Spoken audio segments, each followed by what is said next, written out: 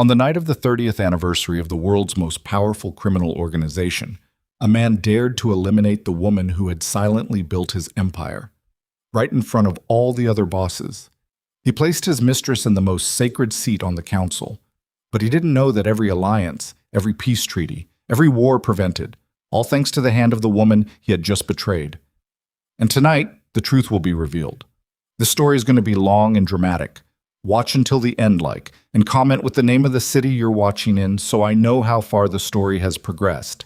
The Grand Council chamber smelled like old money and fresh lilies, and underneath both, the faint copper-sharp tang of fear that nobody would ever admit to. 30 years.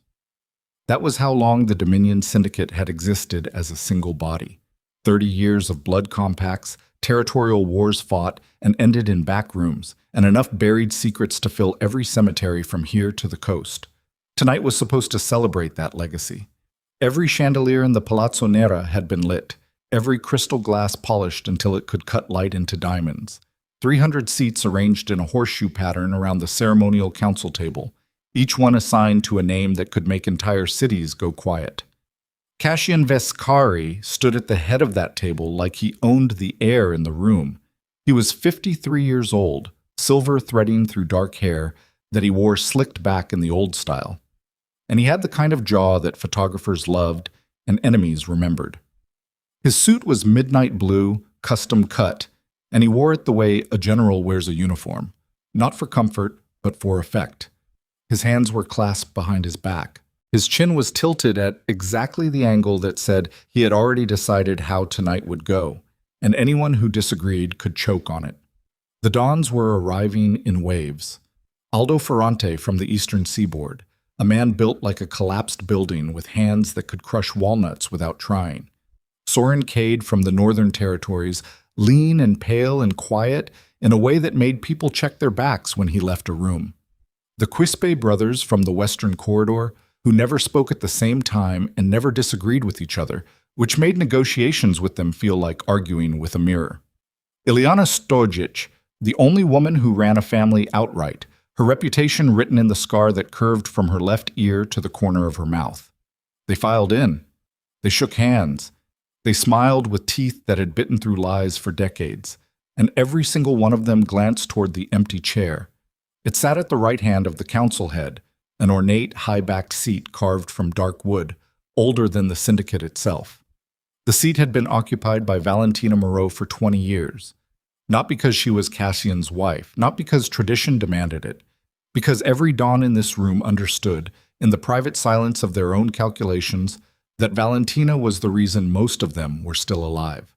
But tonight the chair was draped in white silk, and the nameplate had been removed. Cassian had made sure of that.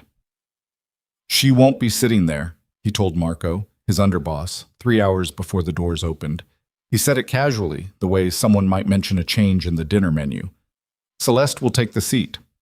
Marco had been with Cassian for 14 years. He had survived 2 assassination attempts, a federal investigation, and a knife fight in a parking garage in Atlantic City that left him with a limp he hid well. But when Cassian said those words, Marco felt something cold settle in the bottom of his stomach, like a stone dropped into still water. "Boss, iset paparshar tatu boss," he said carefully.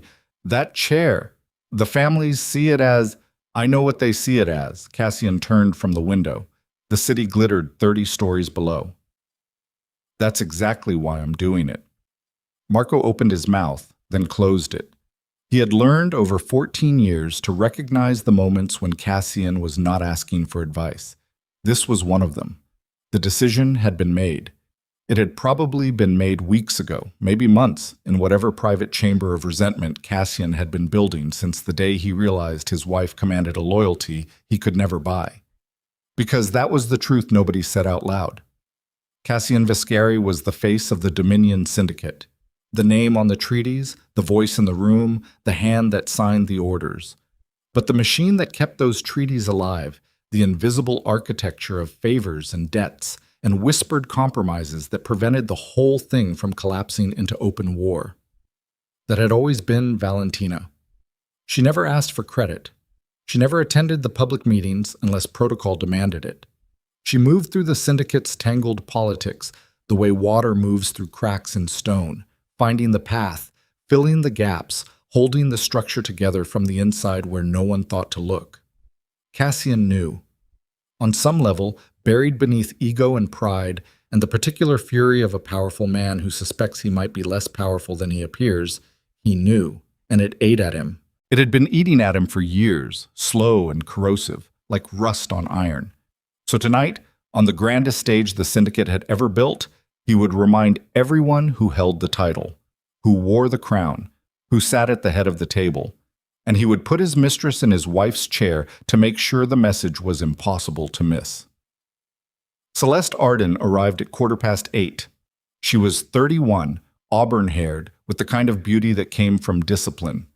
Careful diet, careful exercise, careful attention to every angle and every light. She wore a gown the color of arterial blood, and when she walked through the atrium, heads turned not because of attraction, but because of recognition. Everyone in the building knew who she was. Everyone knew what her presence tonight meant. She found Cassian in the anteroom behind the main stage. He was adjusting his cufflinks, small gold knots, a gift from the Ferrante family 10 years ago. "Is it done?" she asked. "It's done." "And she knows?" Cassian paused, his fingers stilled on the cufflink. "She'll find out when she walks in." Something flickered across Celeste's face. Not guilt exactly, but something adjacent to it. The faint shadow of a woman who understood she was being used as a weapon but had decided the benefits outweighed the bruise. She straightened her shoulders. "Good. You don't need to be nervous." "I'm not nervous, Cassian. I'm realistic."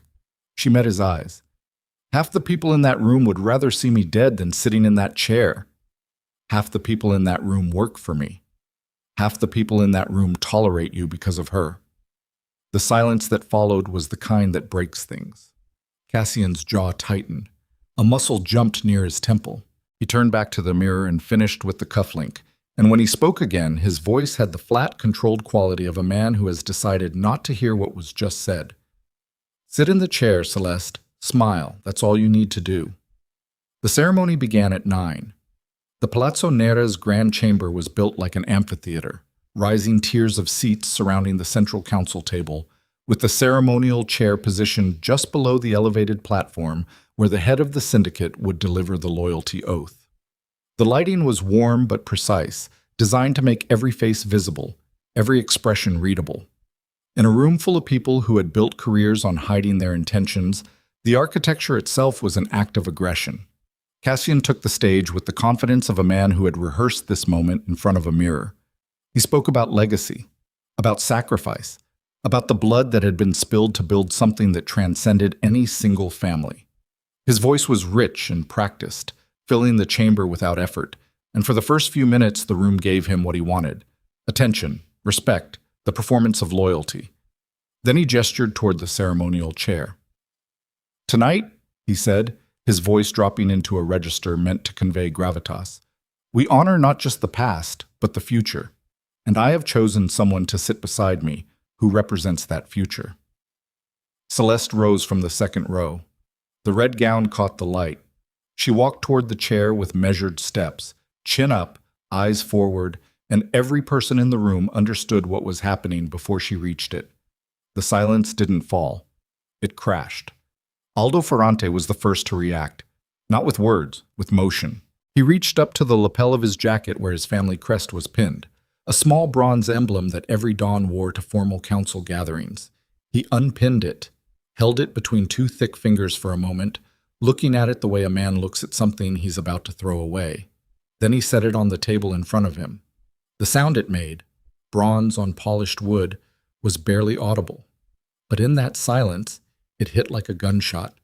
Soren Cade went next, then Ilyana Stoic, then the Quispe brothers simultaneously, two identical gestures performed with identical precision. One by one, around the horseshoe, every Don removed the crest and placed it on the table. Cassian watched it happen with the expression of a man watching his house burn from the inside. His mouth opened slightly. His right hand gripped the edge of the podium.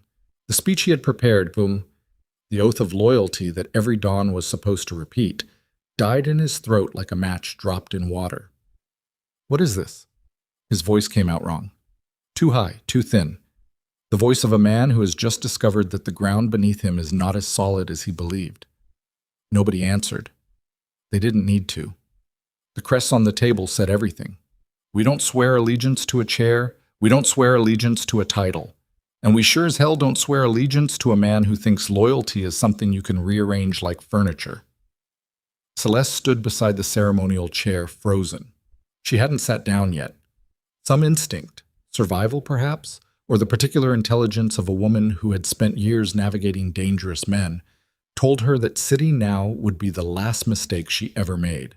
She looked at Cassian. He didn't look back. Marco, standing in the shadows near the east entrance, felt the cold stone in his stomach grow heavier. He had seen power shift before. He had watched men rise and fall in this world with the casual brutality of weather patterns. But he had never seen it happen like this. Not in a single, silent, coordinated gesture that stripped a man bare without anyone raising their voice. The murmuring started then. Low at first, like wind through dry leaves, then building. Voices carrying decades of suppressed frustration, old grievances suddenly given oxygen. Cassian's people, his soldiers, his captains, the men who owed their positions directly to him, looked around the room with the nervous energy of dogs sensing a storm. And then the doors at the back of the chamber opened. Valentina Moreau walked in the way weather walks in, without announcement, without apology, filling every corner of the space simply by being present. She wore a tailored charcoal suit, no jewelry, no embellishment, nothing that competed with the architecture of her own composure. Her dark hair was pulled back from a face that carried its 50 years with the kind of honesty that beauty products are designed to prevent. There were lines around her eyes. There were shadows beneath them. She looked like a woman who hadn't slept well in weeks, and she looked like she could outlast everyone in the room regardless. She didn't speak. Every dawn rose. Not the way they had risen for Cassian, the dutiful, mechanical standing of men fulfilling a protocol. This was different. This was instinct. This was 20 years of accumulated debts, settled blood feuds, prevented wars, quiet midnight phone calls where Valentina's voice had been the only thing standing between two families and a massacre. This was the Quispe brothers remembering how she had negotiated the harbor treaty that saved their shipping routes. This was Ileana Stojic remembering the night Valentina had driven 4 hours through a blizzard to sit with Ileana's dying mother because nobody else knew the old woman spoke only Croatian. This was Aldo Ferrante remembering a favor so personal, so precisely delivered that he had never spoken of it to anyone and never would. They rose because they owed her. Not money, not territory. Something worse. Something that couldn't be repaid or revoked or transferred to another name. They owed her their survival, and they knew it, and for the first time in 30 years, they were willing to show it. Valentina walked through the center of the chamber. The crowd parted. Not dramatically, not the way it happens in movies where people scramble aside, but naturally, organically, the way a river parts around a stone. She reached the council table and stopped. She didn't look at the ceremonial chair. She didn't look at Celeste. She looked at the crests lying on the polished wood, and something passed across her face. Not triumph, not satisfaction, but something quieter and sadder. Recognition, maybe. The recognition of a woman seeing proof of what she had always known and never wanted confirmed, that the empire she had built from the shadows was real, and that its exposure meant nothing would ever be the same. Valentina. Cassian's voice had found some of its depth again, but the damage was done. He sounded like a man trying to reclaim authority with a word that had stopped belonging to him. This is not your... Cassian. She said his name the way you close a door, firmly, completely, without slamming it. Don't. He stopped. The chamber held its breath. 300 people, most of them armed, all of them dangerous, watching a woman in a gray suit end a conversation with a single word. Marco moved closer to the east entrance. Not because he thought he'd need to leave, because he wanted to see her face. He had worked for Cassian for 14 years, but he had respected Valentina for longer. He had watched her operate in the margins of the Syndicate's power structure, always present, never visible, solving problems that Cassian didn't even know existed. He had watched her absorb insults, endure humiliations, accept the slow erasure of her contributions with a patience that he could never decide was strength or self-destruction. Now, watching her stand at the center of the room with every dawn on their feet, he understood. It was neither. It was strategy. 20 years of strategy, played with a patience that made everyone else in the room, himself included, look like amateurs. Valentina turned to face the assembled families. Her voice was not loud. It didn't need to be. The acoustics of the chamber had been designed for exactly this, for a single voice to reach every ear without strain. "I didn't come here tonight to make a speech," she said. "I didn't come here to claim anything. I came because this syndicate, these families, represent 30 years of work that is bigger than any one person's ego." She paused. Her eyes moved across the room, touching each dawn individually, holding contact for exactly long enough to communicate something private to each of them. "Whatever happens between these walls tonight, that work continues. Not because of loyalty, not because of tradition, because every person in this room has too much to lose if it doesn't." The murmuring died. In its place, a silence that was different from the one that had greeted Celeste's approach to the chair. This silence was not shock. It was agreement. Celeste, still standing beside the ceremonial chair, made a decision. She stepped away. Not quickly, not with the desperate scramble of someone fleeing a disaster, but with the careful, deliberate retreat of a woman who had just recalculated the odds and found them unfavorable. She returned to the second row. She sat down. She folded her hands in her lap and stared straight ahead, and if anyone noticed that her fingers were trembling, they had the decency not to mention it. Cassian remained on the elevated platform, gripping the podium with both hands now, and in his eyes Marco saw something he had never expected to see. Not anger, not defiance, confusion. The genuine, helpless confusion of a man who has just discovered that the story he has been telling himself for 20 years, the story where he is the protagonist, the architect, the indispensable center, was fiction. A comfortable, flattering fiction that everyone around him had been too polite or too strategic to correct.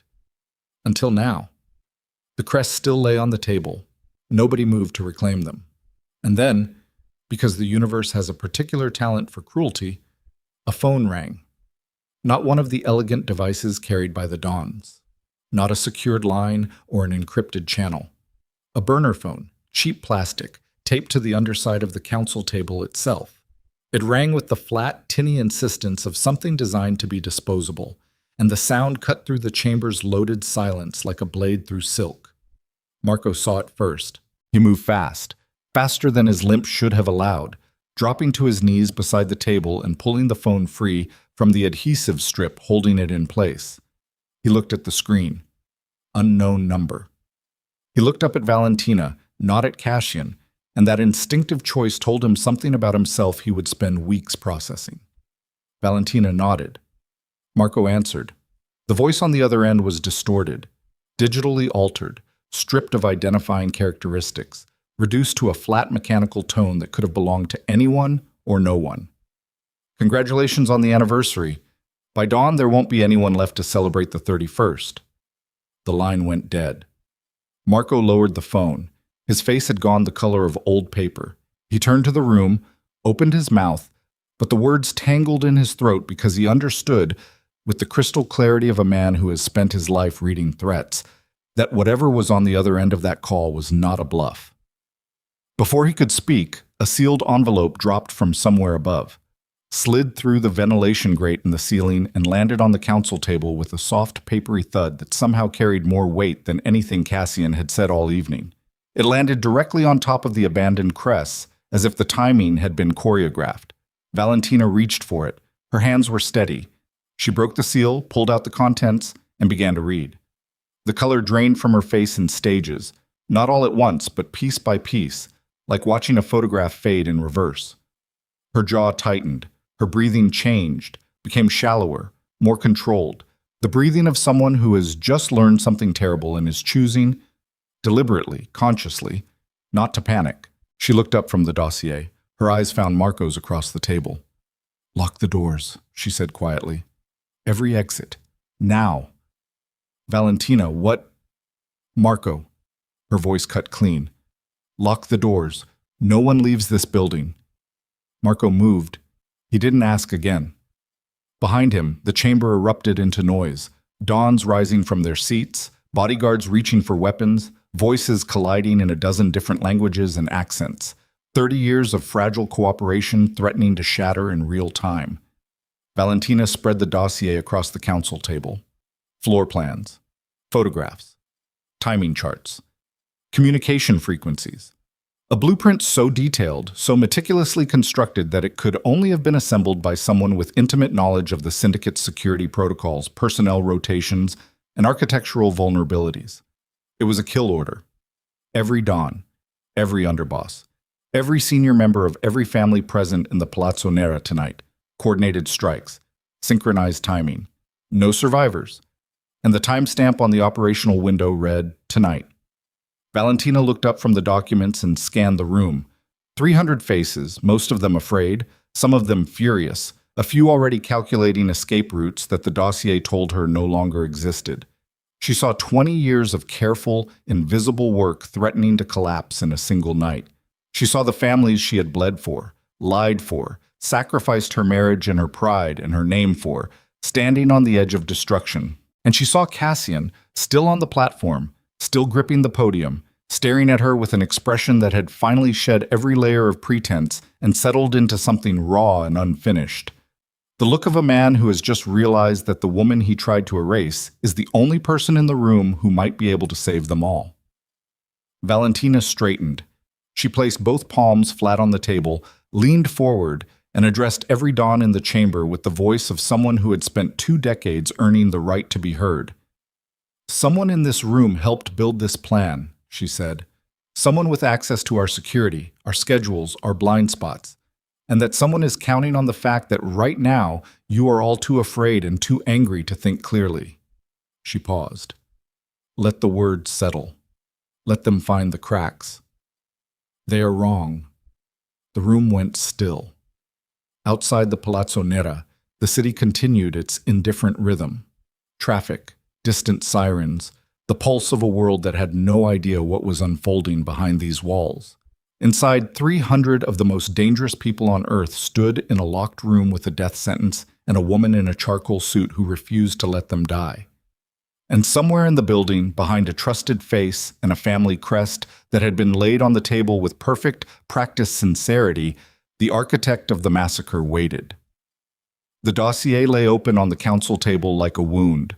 Valentina kept her palms flat against the wood and let the room come apart around her for exactly 30 seconds. She counted them. She had learned, years ago, in a borrowed apartment with thin walls and a husband who was already becoming someone she didn't recognize, that 30 seconds was the precise amount of time panic needed to peak before it could be managed. Not eliminated, never eliminated, but managed. The way you manage a fire you can't put out. Contain it, direct it, let it burn where it can't reach anything that matters. 30 seconds. Then she straightened. "I need every family's head of security in the East Corridor in 5 minutes," she said. Her voice carried without effort, cutting across the noise the way cold air cuts through a warm room. You felt it before you heard it. Not their underbosses, not their lieutenants. The person who signed off on tonight's security arrangements. Personally, Aldo Ferrante was already on his feet. He was the kind of man whose first response to a threat was to fill more space. Broader stance, chin forward, hands loose at his sides in the unconscious posture of someone who had resolved a great many problems with those hands. "You're telling us someone got inside our security. I'm telling you the floor plans in that envelope are accurate down to the guard rotation times and the location of the emergency power switches." Valentina met his eyes directly. "Which means whoever built this plan was in the room when those decisions were made." Ferrante's jaw worked. His eyes moved, quick, involuntary, to the men at his own table. His lieutenant, Piero, caught the look and went rigid. That was the first fracture. It happened in a single glance, and Valentina saw it, and she filed it away with the practiced efficiency of a woman who had spent 20 years reading the spaces between what people said and what they meant. Soren Cade hadn't moved from his seat. He was the kind of man who became more still under pressure, as if stillness itself was a weapon. He sat with his long hands folded on the table and watched Valentina with pale, calculating eyes. Before we discuss security arrangements, he said, his accent barely traceable, something northern and cold. I'd like to know how you got here so quickly. The room tilted. Not physically, but Valentina felt it, the invisible shift of collective attention that meant the question had landed somewhere important. Excuse me? The ceremony started at 9. It was 9:43 when the envelope arrived. Kate unfolded his hands and laid them flat, mirroring her posture with the deliberate irony of a man making a point about mirrors. You walked in at 9:31 before the phone call, before the envelope, before any of this. He paused. How did you know something was going to happen tonight? The silence that followed was different from the previous ones. This one had teeth. Cassian, still on the platform, finally moved. He came down the 3 steps to the main floor with the careful, stiff movement of a man whose body had absorbed a shock his face wouldn't admit to. She was invited, he said. She's my wife. Your wife, Cade repeated, giving the word exactly enough weight to make it mean something else. Who you publicly replaced tonight? Who walked in, alone, unannounced, no security detail, at precisely the moment when the room was most destabilized? His pale eyes returned to Valentina. I'm not making an accusation. I'm noting a coincidence. Note it all you want. Valentina turned back to the table. She was done giving Cade's performance the audience it wanted. The people who built this plan wanted exactly this. Wanted us wasting time on coincidences while the operational window closes. If you want to sit here and audit my arrival time, that's your choice. I'm going to make sure no one dies tonight. How noble, said Rennick Alt from the far end of the table. Valentina looked at him. She always looked at Alt carefully, the way you look at a loose step on a staircase, not with fear, but with the specific attention something unreliable deserves. He was 61, thin, with the kind of dryness about him that came from decades of living inside calculations. He ran the Western financial corridor, laundering money through 3 legitimate real estate empires, with the quiet competence of a man who had elevated criminal enterprise to an art form. He was one of Cassian's oldest allies. He was also the person Valentina had suspected, privately and without proof, for most of the last 2 years. You want to say something specific, Rennick? Say it. I'm saying that you've been very careful for a very long time, Alt said, his voice carrying the unhurried quality of a man who had never needed to rush. You've built yourself into this organization in ways that no one individual can be removed from without pulling a thread that unravels something else. And now tonight, the one night when everything is positioned in a particular way, you walk in as a savior. He spread his hands on the table, small, manicured hands. It's a very clean story.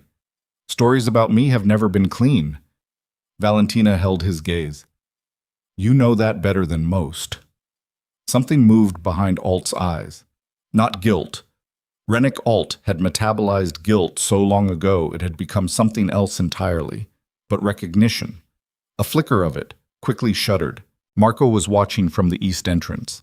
He had sent 3 of Cassian's soldiers to begin locking the secondary exits, but his attention kept returning to the confrontation at the table. He had known Valentina for 12 years. He had run errands for her, passed messages for her, carried out requests that Cassian never knew came from his wife's direction. He had done these things because they were right, and because Valentina had a way of making the right thing feel like the only possible choice. But now, watching Cade and Alt work the room from their chairs, he felt something cold and specific, the understanding that this building had 2 separate traps in it, and Valentina was standing in the middle of both. Ileana Stoic cut through the standoff with characteristic efficiency. She had a scar and a reputation, and no patience for men who thought hesitation was intelligence. The envelope, she said, pulling the dossier toward her and spreading its contents with flat, business-like hands. Floor plans, 12 entry points, guard positions marked in red. She looked up. This is Palazzo security. Our security. Before anyone decided who is or isn't trustworthy, I want to know which of our people gave this information out. That's what the East Corridor meeting is for. Valentina moved. She came around the table, picked up 4 specific pages from the dossier, and handed them to Ileana. These are the rotations. Compare them to what your security lead filed this morning. Not what he filed last week, this morning's version. Someone updated these after the final briefing. Ileana's eyes moved across the pages. Her jaw tightened. How do you know it was updated?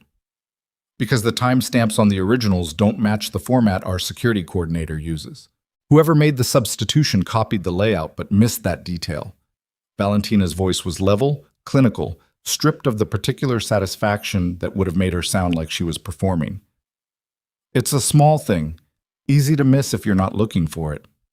And you were looking for it, Cade said from across the table. Valentina didn't look at him. I'm always looking for things. The Quispy brothers had been conferring in low voices since the envelope arrived. A rapid, near-silent exchange that looked like telepathy and probably functioned the same way. The elder, Tomas, raised his head. Our people identified 2 faces in the building that don't match our guest list, he said. He had a measured, precise way of speaking, every word placed deliberately, nothing wasted. They came in on the service credential rotation. The credentials are legitimate. The faces are not ours. When did you find this out? Valentina asked. 12 minutes ago. I was waiting for the appropriate moment to raise it. There is no appropriate moment anymore. Send me the images. Valentina looked at Marco. Get me a secure line to Palazzo Management. I need the service entry logs for the last 6 hours. Marco was already moving. He crossed the chamber floor with the controlled urgency of a man who had given up on normal, his limp less pronounced when adrenaline overrode habit, pulling out his secured phone and punching a number from memory. Cassian had been quiet for too long. It was the kind of quiet that built pressure, and when it finally broke, it broke badly. You don't run this room, he said. He said it from 15 feet away, and his voice had recovered some of its authority. The practiced, deep resonance of a man who had spent decades making rooms listen. But it landed wrong. It landed the way a speech lands when the audience has already made up its mind. Valentina turned to face him. She took her time doing it. Cassian. She said his name the way she had said it earlier. The closed door, the complete stop. But this time there was something underneath it. Not anger. Something older and more complicated than anger. 263 people in this building, 87 support staff who have no idea what's happening. If this operation executes, none of them walk out. She held his gaze. Tell me to stop. His mouth opened, closed. The muscle jumped near his temple again. Thought so, she said. She turned back to the room. The East Corridor meeting happened 8 minutes later. 7 heads of security, 2 underbosses who had come in place of unavailable principals, and Ileana Stojic, who had decided her own presence was non-negotiable. Valentina stood at the head of the group in a corridor whose emergency lighting had come on. Someone in the building had begun a partial power disruption, small enough to be missed as a malfunction, large enough to be significant. She laid the dossier pages on a service counter and let the security personnel read them. She watched their faces. She was good at watching faces. Most of them went through the same progression: disbelief, then recognition, then the particular ugly fear of a professional who has just discovered that their professionalism was insufficient. One of them, a compact, broad-shouldered man named Dex, who ran security for the Ferrante family, went through a different progression. His face tightened on the 3rd page, then went carefully neutral, the way a face goes neutral when it's been trained to hide things but hasn't quite been trained well enough. Valentina clocked it. She kept moving. I need each of you to give me the name of every person who had access to this morning's updated briefing files, she said. Not the names you think matter. Every name. Cleaning staff, administrative support, whoever was in the room when the briefing happened. We don't usually track administrative presence, said Cade's security chief, a woman named Petra, with close-cropped gray hair and a German accent. I know, that's the gap. Valentina held eye contact with Petra for a beat. Fill it. They scattered. Valentina caught Dex before he could follow the others. Stay. He stopped. His hands were at his sides, relaxed, and that deliberate relaxation told her something. A man with nothing to hide doesn't work that hard at looking like he has nothing to hide. 3rd page, she said. The backup generator schedule, you recognized it. Dex said nothing. His breathing was even, controlled, a discipline that came from somewhere. Military, maybe. or the kind of childhood that taught you early that giving anything away cost more than it was worth. The schedule was changed at 11 this morning, Valentina said. 2 hours before the guests arrived. The person who changed it used a facility access code that belongs to your division. She watched his eyes. They didn't move. She continued anyway. I'm not asking if you did it. I'm asking if you know who did. A long pause. The emergency lighting buzzed faintly. Somewhere deeper in the building, something moved. A sound too soft to identify, too deliberate to be accidental. I need a name, Dex. Her voice dropped, lost its formal register, became something more direct, more personal, the voice she used when she needed people to understand that she was not, in this moment, performing anything. Not to punish, to stop what's coming. Dex's jaw moved. Something complicated happened behind his eyes. He looked at the floor, then at the wall, then at a point just past Valentina's shoulder. The classic sequence of a person making a decision they know they can't unmake. There's a man, he said. His voice was barely above a threshold. Came through 6 weeks ago, said he was doing a structural assessment for the Palazzo's insurance carriers. He had a contact from someone I trusted. I gave him building access. A pause. For 3 days. Name. He went by Carver. No first name, I didn't ask. The contact you trusted. Dex looked at her. The decision had been made. The rest was gravity. Rennick Alt. The corridor held the information for a moment, and in that moment Valentina felt something settle in her chest. Not relief, not satisfaction, but the grim, grounding weight of a suspicion confirmed. She had been right about Alt for 2 years. She had been right, and she had moved carefully, and she had built no accusations she couldn't support, and now the building was locked, and the operational window was ticking, and being right gave her exactly nothing she could use. Go back to the chamber, she told Dex. Say nothing. If Alt moves, follow him. Dex nodded and left. Valentina stood alone in the corridor for exactly 4 seconds. Then she took out her phone, a different phone from the one most people knew she carried, and sent a single-coded message to a number she had memorized but never dialed until now. When she returned to the main chamber, the fracture lines she had seen developing had deepened. The Ferrante table was arguing in harsh, clipped Italian that everyone could hear and most could understand. Cade was no longer in his seat. He was standing near the west exit, speaking quietly with 2 of his own people, and the body language was wrong, too compact, too directional. The body language of a man preparing for something rather than reacting to something. The Quisp brothers had pulled their table away from its neighbors by roughly 3 feet, a physical statement that nobody acknowledged and everyone registered. Marco met Valentina at the chamber entrance. His face was doing the thing it did when he had bad news that he hadn't processed yet, a slight tightening around the eyes, a quality of attention that was too focused, too controlled. The service entry logs, he said, quietly enough that only she could hear. There are 4 service personnel in the building who clocked in on tonight's shift and whose credentials don't match the photos on file. 4. And the Palazzo's head of facilities hasn't been reachable for the last 40 minutes. His office says he left for a personal errand. His phone goes to voicemail. Valentina absorbed this. The partial power disruption. Started 7 minutes ago. Building maintenance says it's an HVAC fault. I don't think it is. It's not. She looked at the chamber, at the shifting, fractious, dangerous collection of people she had spent 20 years keeping alive and aligned. It's a test. They're checking whether the evacuation protocols activate. She paused. If we evacuate, we funnel everyone into a kill zone. Marco's face went very still. The exits. The exits. She looked at him directly. Which ones have you locked? East, west, and the main atrium. The service corridor behind the kitchen hasn't been. Lock it now, and then get Cassian. He's not going to. I didn't say convince him, Marco. I said get him. Marco went. Valentina crossed the chamber to where Ileana Stoic was standing with her back to the wall and her arms crossed, a posture that managed to communicate both defensiveness and absolute readiness, a combination Valentina had always respected in her. Your security lead confirmed the briefing timestamps, Ileana said, before Valentina could speak. Updated this morning, the code belongs to Dex Arnaud's division. I know, Dex was used. The origin is Rennick Ault. Ileana's expression didn't change dramatically, a slight flattening, an internal realignment. You've known this for a while. I've suspected it for 2 years. Valentina kept her voice level. I didn't have proof I could bring to the council without Alt preempting it.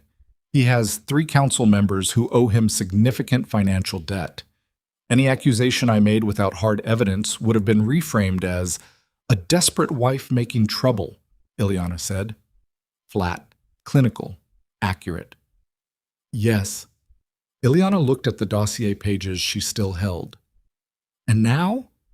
Now I have a name from a credible source, a pattern of access violations, and a building full of people who are going to die if we don't move in the next hour. Valentina held out her hand. Ileana looked at the hand, looked at Valentina. Some private calculation ran behind her eyes. The accumulated weight of 20 years of parallel experience, 2 women who had survived in this world through completely different methods, who had never been friends, who had never been enemies, who had maintained a careful, respectful distance that was now being asked to close. Ileana put the dossier pages in Valentina's hand. Tell me what you need, she said. Valentina told her. The plan was not elegant. Elegance required preparation time she didn't have. What she had instead was a functional understanding of the building, 12 people she could trust to varying degrees, and the specific advantage of knowing what the enemy thought they knew. The dossier gave her that. Whoever had built this operation had done so assuming that Valentina was out, removed, discredited, sitting somewhere else while her husband celebrated his victory and the families sat in their assigned positions like pieces on a board. They had not planned for her to be in the building. She intended to keep being the thing they hadn't planned for. She was sending Ileana to secure the kitchen corridor when Cassian found her. Marco had brought him, and Marco had the look of a man who had done something he was uncertain about, but had done it anyway, which was the best Marco had ever been. Cassian looked different from the man on the platform. Not smaller. Cassian Vescari didn't do smaller, but stripped. The constructed authority was still in the set of his shoulders, the angle of his chin, but it was automatic now, muscle memory without a current running through it. Like a light that was still on because nobody had flipped the switch, not because there was anything left to illuminate. You found something, he said. Not a question. Rennick Ault. She watched his face. He built this. He's been building it for at least 6 weeks, probably longer. He used your structures, your security access, your anniversary logistics as the scaffolding. Cassian was quiet. A particular quiet, the kind that came from something being reconfigured internally. Rennick has been with me for 19 years, I know. Valentina looked at him without gentleness and without cruelty. Looked at him the way you look at a wound you've been pretending isn't there long enough that you've lost the habit of pretending. He's been building a play for succession. Your public move tonight, the chair, Celeste, the loyalty oath. He planned to let it play out, let the family splinter, and then clean up everything in the chaos. Including me. Including you. Another silence.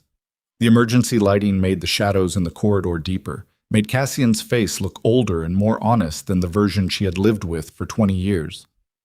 Why are you telling me this? He said. It was a real question. She heard the realness in it, and she gave it the kind of answer it deserved.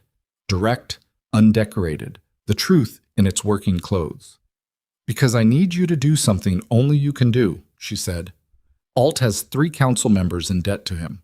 When I move against him, he'll activate them. I need you to neutralize that before I make my move. You want me to lean on them. I want you to remind them that their debt to Alt doesn't survive what's in that dossier. That when this is over, every person who hesitated tonight will be noted, and every person who acted will be remembered. She paused. You're still the head of the Syndicate. Use it. Cassian looked at her for a long moment. His jaw worked. His hands, at his sides, curled and released. A small private gesture she recognized from decades of knowing the specific language of his body under stress. After tonight, he said, we're going to have a different kind of conversation. After tonight, she said, you'll have earned it. She turned to leave. He said her name. Not her title, not a command. Her name. quiet and stripped of everything except the weight of 2 decades. She stopped, but didn't turn back. "I'm sorry," he said, "for the chair." The words hit something in her she had thought she'd already built walls around. She stood still for a moment, her back to him, breathing carefully. Then she moved. She was 3 steps into the next corridor when her secured phone buzzed. She looked at the screen. A message from the number she had texted earlier. 6 words that confirmed everything and changed everything and collapsed the remaining margin she had been working with. The text read, "Carver is already inside the building." And then, from somewhere below them, from the sublevel of the Palazzo Nera, beneath the foundations of 30 years of fragile peace, came the first explosion. The explosion came from below and to the left, and Valentina felt it before she heard it. A compression in the air, a physical pressure that moved up through the floor and into the soles of her feet, and then up through her knees and spine, the building's structure carrying the information faster than sound could manage. Then the sound came, a deep, concussive thud that had no clean beginning or end, just a sudden presence, and then a rolling vibration that moved through the walls like something alive. The corridor lights went out completely. Emergency strips kicked in along the baseboards, dim red, operational minimum, and the shadows they cast were long and wrong, distorting familiar geometry into something threatening. Valentina was already moving before the sound finished. She hit the stairwell door at the end of the corridor, pushed through, and took the stairs down in a controlled run, hand on the rail, 3 steps at a time, her mind already working the problem. Sublevel. That was where the building's power infrastructure lived, where the backup generator she had flagged in the dossier was located, where Carver had apparently been operating for however long he had been inside without anyone knowing. Her phone buzzed again. "Marco. Chamber is chaos. Cade's people are trying to force the east exit." She typed back without slowing. "Hold the exits. Nobody leaves. Find Alt." The stairwell smelled like concrete dust and something sharper underneath. Electrical, acrid, the smell of circuits failing. 2 floors down, she passed a maintenance worker flattened against the wall, a young man with a face pale enough to glow in the emergency lighting, his eyes tracking her with the stunned incomprehension of someone who had not signed up for this when they took the job. "Stay here," she told him. "Don't use the elevator. Don't go down." She kept moving. The sublevel door was ajar. The smoke was thin here. Not the black choking smoke of a structural fire, but a gray chemical haze, the byproduct of something precision-placed rather than destructive. Controlled. That was significant. The explosion was not meant to collapse the building. It was meant to announce something, or to trigger something, or to create a specific kind of panic in specific people who knew what it meant. Valentina pushed through the door and stopped. The sublevel corridor was a long industrial space, exposed pipe, concrete walls, the kind of area that exists in every large building and that no one thinks about until something goes wrong. The emergency lighting was intact here. At the far end, where the main electrical panel and the backup generator occupied a room the size of a small apartment, one of the access doors had been blown off its hinges. It lay in the corridor at an angle, its edges blackened. And standing beside it, arms at his sides, facing her with the particular stillness of a man who had been waiting for exactly this, was Marco. Valentina stopped walking. The world did something strange. Not physically. The corridor stayed exactly as it was. The emergency lighting stayed red and dim. The smoke continued its thin drift. But something reorganized itself in the part of her brain that processed meaning, that took input and assembled it into coherent reality, and the assembly process failed and had to restart. Marco, standing in the sublevel, beside the blown access door, facing her with his phone in his hand and no surprise on his face, no fear, no urgency. She had told him to lock the kitchen corridor. She had told him to find Alt. He had come here instead. "Marco?" Her voice came out level. She didn't know how. Some automatic system, trained over decades, held the surface steady while everything underneath it restructured itself around a new and catastrophic geometry. "Explain this." He looked at her. 14 years. She had known his face for 14 years. The limp, the careful eyes, the particular way he tilted his head when he was processing something difficult. She had trusted him in ways she hadn't trusted Cassian in years. She had handed him information tonight that she had handed no one else. The secured phone line, the direction to find Alt, the plan. "I can explain it," he said. His voice was quiet, not apologetic, not defensive. The voice of a man who has arrived at a decision and no longer needs to perform anything about it. "But I don't think the explanation is going to help you right now. Try anyway." He set his phone in his jacket pocket, deliberate, unhurried. "Alt came to me 8 months ago. He laid out what he was building, what he needed, and what he was offering. He needed someone inside Cassian's operation who could manage the information flow on the night itself. He needed someone you trusted." A pause. He specifically needed someone you trusted. The specificity of it hit her like a physical thing. Not the betrayal itself. Betrayal she had contingency plans for. Betrayal was a weather condition in this world. You expected it, and you prepared. But the targeting. The fact that her trust was the mechanism. That Alt had looked at the architecture of her relationships and identified Marco not as Cassian's man but as hers, and had pulled that thread. "The dossier," she said. "You let me find it. Alt wanted you in the building and moving. You finding the dossier was the fastest way to get you operational and isolated at the same time." Isolated. She turned the word over. "The secured phone I used. The message I sent. Intercepted. The person on the other end of that line isn't who you think they are." Marco's face was doing something complicated. Not guilt, but something adjacent. The expression of a man who has the capacity for guilt and has been spending months not using it and is now feeling the strain of that effort. "Carver got your destination. That's why he's already in the building." Valentina breathed. The smoke drifted. The emergency lighting painted everything in red that was the color of warning and inadequacy at the same time. She had planned for a traitor inside the Syndicate. She had planned for the exits, the power, the dossier, the crests on the table. She had planned for Alt.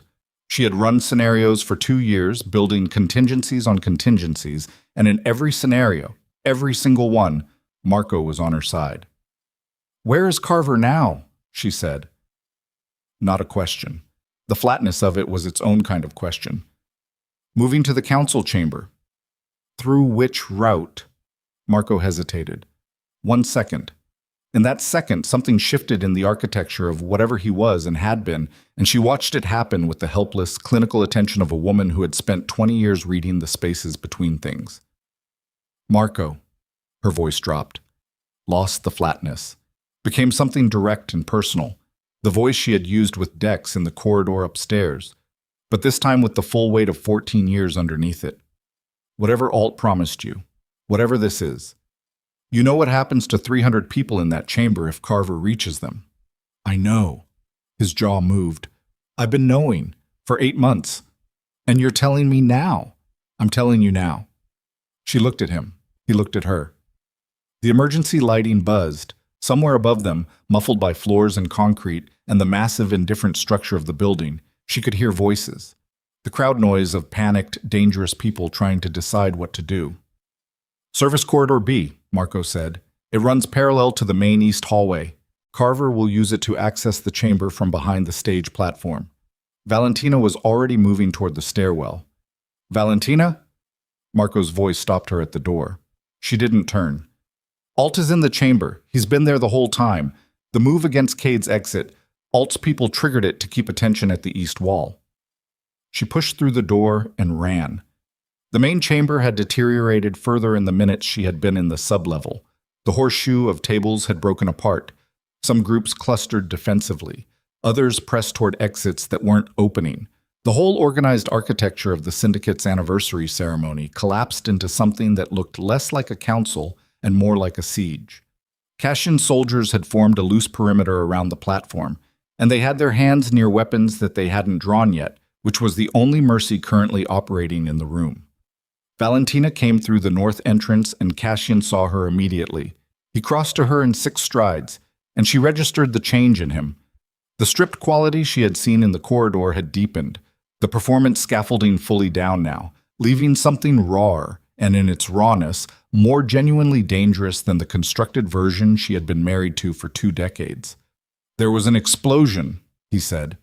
My people can't reach building security. Cade's contingent thinks it's an assassination attempt by the Quispe family. The Quispe brothers think it's the Ferrante operation running a dominance play, and Alt has been working that room for the last 8 minutes very quietly and very efficiently. His voice was controlled, but the control was effortful. What happened downstairs? Marco is the inside source, she said. Cassian went absolutely still. Then something moved across his face. Not shock. Not the stage shock of someone who couldn't have known. Something more like the expression of a man confronting a truth he had been preventing himself from looking at directly, and finding it even worse than the peripheral version. He told you himself? He told me himself. He also told me Carver is heading to the chamber via Service Corridor B. And he told me Alt is running a containment operation on the floor right now. She scanned the room as she spoke. Where is Oult? Cassian pointed. Oult was at the far end of the chamber, standing between the Ferrante and Stoic contingents, his hands moving with the gentle, reasonable gestures of a man mediating a misunderstanding. She watched him for 3 seconds, watched the careful positioning, the way he angled his body to keep both groups' attention while placing himself between them and the west wall. Watched the 2 men near the west wall who weren't interacting with anyone, but whose eyes kept tracking to Alt for timing. He's not mediating, she said. He's positioning. Those 2 men by the west wall are going to create an incident when Carver enters from behind the stage. The chamber goes loud, the families fracture and scatter, and in the confusion, every exit becomes a kill zone, Cassian said. He had caught up. She had always known he was intelligent. That had never been the problem. The problem had always been what he did with the intelligence when ego was competing with it. Tonight, ego had been reduced to rubble, which meant the intelligence had the floor. I need 2 minutes and 4 of your best people, she said. I need to reach Service Corridor B before Carver does. You'll go yourself. I have to go myself. I'm the one he doesn't know is operational. As far as Alt and Carver believe, I'm still in the sublevel with Marco managing my movements. She looked at Cassian directly. You need to handle Alt, not confront him, not accuse him. Keep him talking. Keep those 2 men by the west wall uncertain about timing. Can you do that? A beat. She saw him absorb the question, not its logistics, but its subtext. The question underneath it. Can you put this aside and do what needs to be done? Can you be something other than the man who put Celeste in the chair? Yes, he said. No qualification. Just the word. She moved. The 4 soldiers Cassian pulled were good. She had worked adjacent to them for years and knew their capabilities without ever having formally assessed them. 2 former military, 1 ex-law enforcement who had crossed the line a decade ago and never crossed back, 1 young man barely 24 who was terrifyingly fast and had the specific calmness of someone who had either never been afraid or had been afraid so often it had become his resting state. They took the North Service Corridor at a run. The corridor ran behind the kitchen, parallel to the main east hallway, and connected via a utility access point to Service Corridor B, the route Marco had identified. The building's geography was in her head.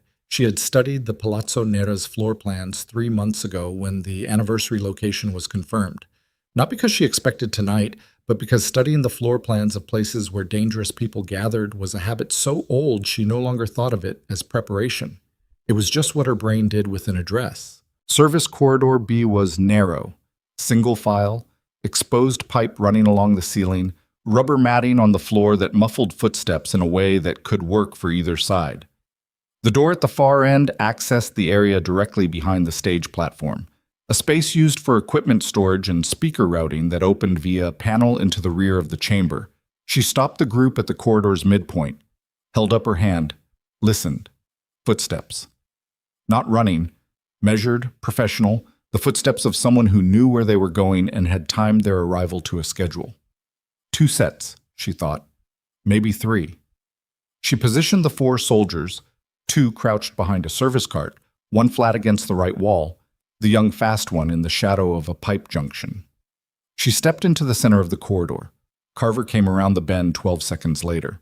She had no photograph of him. The name Dex had given her, the name from Marco's confession, had been the entirety of what she knew about the physical person. What she saw was a man of medium height and medium build, The kind of person who had been engineered to be unmemorable, with eyes that assessed the corridor and found her in it, and went absolutely flat in the way eyes go flat when a calculation is being run very quickly. Behind him, two other figures, both carrying the kind of compact equipment that people carry when they plan to use it in close quarters. "You're not supposed to be here," Carver said. His voice was uninflected, professional, a voice for a voice's sake, nothing personal in it. "I know." Valentina held her position. "That's the point." He moved fast. She had expected fast. Everyone good moved fast, but the young soldier was faster. The corridor collapsed into 3 seconds of precise, violent chaos. And when it resolved, Carver's 2 associates were on the floor, and Carver himself was against the wall with the ex-law enforcement soldier's forearm across his throat and enough pressure to communicate that cooperation was the preferred outcome. Valentina stepped forward. She looked at Carver's face from 18 inches.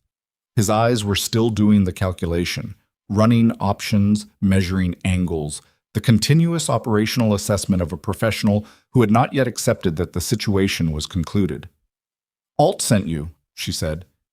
"Nothing. The operation is blown. The exits are locked. The families are still in the chamber." She kept her voice level.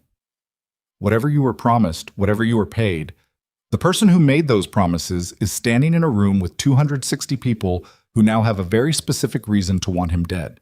She paused. "Tell me what else is in the building." Carver looked at her. The calculation ran. She watched it run. "2 more teams," he said. "They don't know the operation is compromised. They're on a timer." "Where?" "Roof access, north and south corners. They're not there to enter the building." A pause. "They're there to make sure nothing exits it." The soldiers looked at her. She looked at Carver. "Timers set for when?"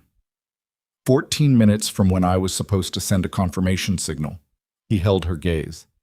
"I haven't sent the signal, but if the signal doesn't come in the next—" He checked the watch on his wrist, the quick automatic check of someone for whom timing is foundational. 6 minutes? The default is to proceed anyway." 6 minutes. Roof access, north and south. 2 teams who didn't know the plan had broken apart in a sub-level corridor. She grabbed the radio from the soldier on her left. "Marco," she said into it, because Marco was still the only person who might know the team frequencies. Marco, who had spent 8 months inside this operation and had walked her to the edge of it, and then, at the last possible moment, pulled back. Static. Then his voice. "I'm here. Roof teams, frequencies." A pause that lasted 4 of the 6 minutes she didn't have. "Valentina." Marco's voice had a quality she hadn't heard in it before. Something finished. "The frequencies are locked to Alt's authentication. They won't respond to any signal that doesn't come from his device." She stood in the corridor with 6 minutes on a clock she couldn't stop, and a communication channel she couldn't access, and 2 teams on the roof who would interpret silence as authorization. And she felt, not panic, but the specific cold clarity that comes when every contingency has been burned, and what remains is the unpadded reality of the situation. Carver was watching her. His eyes had stopped calculating. They had arrived at something else, something that in another context, on another face, she might have called respect. "There's a manual override," he said. "The roof access doors from the inside. If both doors are locked from within before the teams deploy, they can't position for the shot." He held her gaze. "It won't stop Alt, but it buys you time. The doors lock from a panel on what floor?" "5th floor utility room, north side." She turned to the young fast soldier. "With me." To the other 3, "Carver comes with you to the chamber, hands secured. He is not harmed." She looked at Carver. "You've made a choice tonight. Don't make me regret trusting it." She was in the stairwell before he finished nodding. 5th floor, north utility room. 4.5 minutes. The stairwell was faster than the elevator, and she took it at a run. The young soldier 2 steps behind her, and her mind was working the problem in parallel to her moving body. Alt in the chamber, Cassian keeping him contained, the families fracturing along fault lines she had spent 20 years managing, the dossier on the table, Marco in the sublevel with whatever was left of his conscience, and underneath all of it, the thing she hadn't let herself fully process yet, The fact that the most important operational decision she had made tonight, trusting Marco with the secured line, with the plan, with the information about Alt, had been the thing that nearly killed 300 people. Not because she had been careless, because she had been right, and right wasn't enough. And trusting the right people at the wrong moment was indistinguishable from a mistake until the moment it became one. She hit the fifth-floor landing and pushed through the door and ran. The utility room was at the end of the north corridor. A steel door, function code access, the kind of lock that required either the code or a significant amount of time. She didn't have the code. She looked at the soldier. He pulled a bypass kit from his jacket without being asked. She didn't know his name. She had never asked it. In 14 years of working inside the Syndicate's structure, she had moved through hundreds of capable, dangerous people without collecting their names, because collecting names was an intimacy, and intimacy was a liability, and she had been protecting herself from liabilities for so long that she had stopped noticing she was doing it. "What's your name?" she said, while he worked the bypass. He glanced at her. "Lev." "Lev." She filed it. The lock clicked open. "Thank you." The utility room contained the roof access panel, a physical override board, industrial gray, the kind of hardware that building codes required and that almost no one ever used. She found the north and south roof door controls, 2 toggles side by side, and engaged both locks with the flat certainty of a woman who had spent her life making decisions she couldn't take back. The toggles engaged. The indicator lights changed from green to red. 3 minutes and some seconds remaining. She stood in the utility room with Lev at her back and the locked panel in front of her, and the knowledge that she had stopped 2 teams on a roof but had not stopped Rennick Alt, who was in the chamber below, doing patient, efficient work on the fracture lines between families that she had spent 20 years maintaining. Her phone buzzed, a number she didn't recognize. She answered anyway because everything was already on the table and caution had been stripped of its tools. The voice was not distorted this time. It was Rennick Alt's voice, precise and unhurried, carrying the quality of a man who had not yet received information that his plan had broken down, or who had received it and decided it didn't change his position.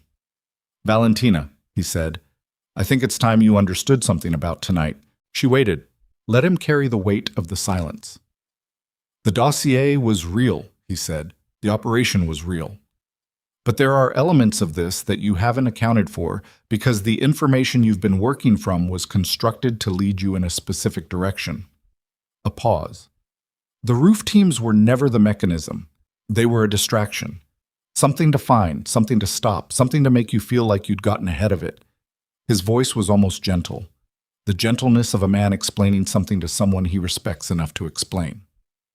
The real mechanism has been in place for 3 weeks, in the chamber, and it activates in approximately 90 seconds, regardless of anything you do from a 5th-floor utility room. Valentina's hand tightened on the phone. Her eyes found Lev's. "What's in the chamber, Rennick? Think about what I've told you tonight, about how long this has been built, about who had access." His voice dropped, lost even the pretense of gentleness. Became what it actually was, old and cold and absolutely certain of itself. Think about who brought the crest to the table. Think about who stood up first. She was already running. She ran the way she hadn't run in years.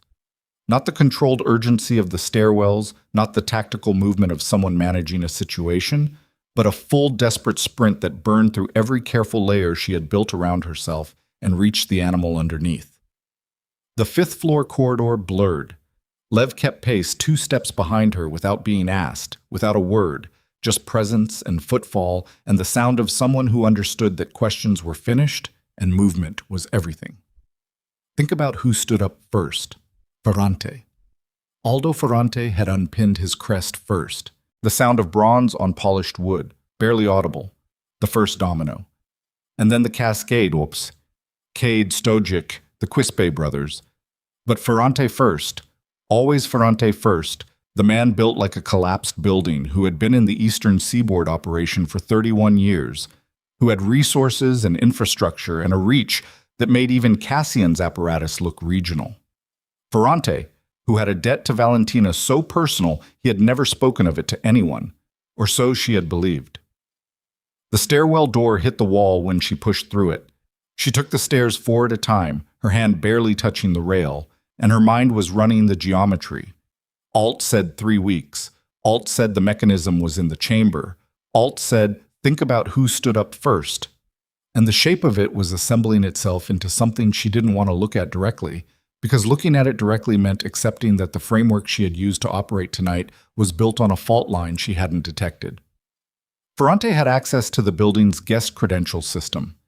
His family ran the Eastern Seaboard security infrastructure that the Syndicate used for formal gatherings. He had signed off on the guest list, the security rotations, the service credential templates. She had known this. She had factored it in. She had flagged Alt and worked from Alt outward, and she had been right about Alt. Alt was real. Alt's operation was real. But Alt didn't have building access at the structural level. Alt needed someone who did. She hit the second-floor landing and burst through the door into the main corridor. Aldo Ferrante had building access at the structural level. The chamber doors were 20 meters ahead. She could hear the noise through them, elevated, fragmented, the acoustic texture of a large group of people moving from contained fear into active panic. She hit the doors at speed and pushed through both of them simultaneously, and the room hit her like a wall of heat and sound and movement. The chamber had transformed. The horseshoe of tables had been abandoned almost entirely, families clustered in defensive formations, bodyguards with weapons drawn creating a constellation of aimed firearms that made the room feel like a single wrong movement from a catastrophe that would solve all of Alt's problems without any mechanism at all. The chandeliers were still lit, power to the main floor had been restored or had never fully failed, and the light was wrong for what was happening beneath it, too warm, too formal. The lighting of a celebration falling on the architecture of a siege. Valentina scanned the room in the first 2 seconds. Cassian on the east side of the platform, his soldiers around him. Cade's contingent pressed against the north wall, tense and watching. The Quispy brothers separated, one near the west exit, one at the council table. A split she had never seen from them, and which meant something she didn't have time to decode. Ilyana Stoich with 4 of her people forming a compact, outward-facing unit near the center of the room, the most tactically coherent formation in the chamber. Celeste, still in the second row, somehow immobile, the particular stillness of a person who has understood that invisibility is survival. Alt, near the west wall, with his 2 positioned men and a third she hadn't accounted for. And Aldo Ferrante, at the council table, his massive hands flat on the wood, his head down, and around him a radius of empty space that the other families had created instinctively. The unconscious quarantine that human groups apply when something about a person has shifted from familiar to threatening. Valentina moved toward the table. Cassian saw her cross the room and started toward her from the platform. She held up her hand without looking at him. Stop, stay. And he stopped, which was something she noted and set aside. She reached the council table. Ferrante looked up when she was 3 feet away. His face was the face she had known for 20 years. Broad, heavy-featured, the face of a man built for endurance rather than elegance. But something in it had changed. The solidity was still there, the physical mass, but the quality of his eyes was different. They were the eyes of a man who had been holding something for a long time and was tired of the weight. Aldo. She kept her voice low. Private. The room's noise covered it. Tell me what's in this chamber. He looked at her for a long moment. His jaw worked. One of his thick hands lifted from the table and set down again. Not a gesture, just the movement of a body under pressure, finding small outlets for it. 14 months ago, he said. His voice matched hers. Low, rough, aimed only at her. Alt came to me. He had information. About my son. A pause. The quality of the pause was the quality of someone moving through a terrain they had surveyed many times without finding a better path. What Tomas did in Porto, you know what I'm talking about. She knew. She had known for 4 years and had chosen, deliberately, with full understanding of the choice, to bury it, because Tomas Ferrante's actions in Porto had been terrible and had been covered by a structure of silence that protected the family and allowed Aldo to function as a council member without the weight of his son's crimes becoming political leverage for his enemies. She had buried it because it was right to bury it, and because Aldo's loyalty to the Syndicate was real and his value was real, and sometimes the architecture of peace required foundations that couldn't be fully inspected. Alt had found it anyway. "He used Tomas," she said. "He used my boy." Ferrante's voice stayed level, but the levelness was work. The concentrated, muscular effort of a man holding a shape against pressure. He said he wanted access to the credentialing system, guest lists, security rotations. He said it was for leverage, something to hold over another family. He didn't tell me. His hands pressed flat on the table again, harder this time. He didn't tell me what tonight was. Valentina looked at him. She believed him. She believed him the way she believed things she had verified through 20 years of reading the specific frequency of a person's honesty. Not their words, not their face, but the thing underneath, the biological signal that no performance could fully mask. Ferrante had not known what he was building access for, which meant Alt had two operators who didn't have the full picture. Marco, who had known and broken. Ferrante, who hadn't known and was now sitting in the damage of it. "What did you give him access to?" she said. "Credentialing, rotations, the service corridor layouts?" His eyes stayed on hers. "And the maintenance systems." He said it was for a different kind of leverage, access points that could be used to embarrass a council member. A beat. "I didn't ask enough questions." "The mechanism." She leaned forward. "Alt said something is in this chamber, something he placed 3 weeks ago. Aldo, what maintenance access did you give him?" The room lurched. Not metaphorically. The floor actually moved, a single sharp lateral shift that lasted less than a second, but was enough to send glasses sliding off tables and people stumbling and the already frayed collective nerve of 300 frightened armed individuals reaching a breaking point. Then it stopped. Then the distinctive chemical smell came, not the thin gray haze from the sublevel, but something denser, with a low sweetness underneath it that didn't belong in the air of a building. Valentina recognized it in the time it took to draw one breath. "Everyone moved to the center of the chamber," she said. Loud now, no longer private. "Away from the walls, now!" The authority in her voice cut through the noise the way it had at the beginning of the night, but this time there was an edge under it that hadn't been there before. Something that moved people not through trust alone, but through the animal recognition of a person who has identified a threat that the rest of the room hasn't named yet. "What is that smell?" Ileana said, appearing at Valentina's shoulder with the abrupt efficiency of a woman who moved in straight lines. Gas feed to the wall ventilation panels. Alt retrofitted the maintenance access to reroute the building's HVAC system. Valentina was already moving toward the center of the room, pulling Ferrante by the arm with a grip that didn't ask permission. The lateral shift was a microcharge in the foundation, enough to open the secondary feed valves without triggering the fire suppression system. She scanned the walls. The ventilation panels, decorative, ornate, designed to blend with the palazzo's architecture, ran at 2-meter intervals around the chamber perimeter. She could see the faint shimmer at the nearest one, the air moving wrong. "He's going to ignite it," Lev said behind her. "Not yet. He needs the concentration to build."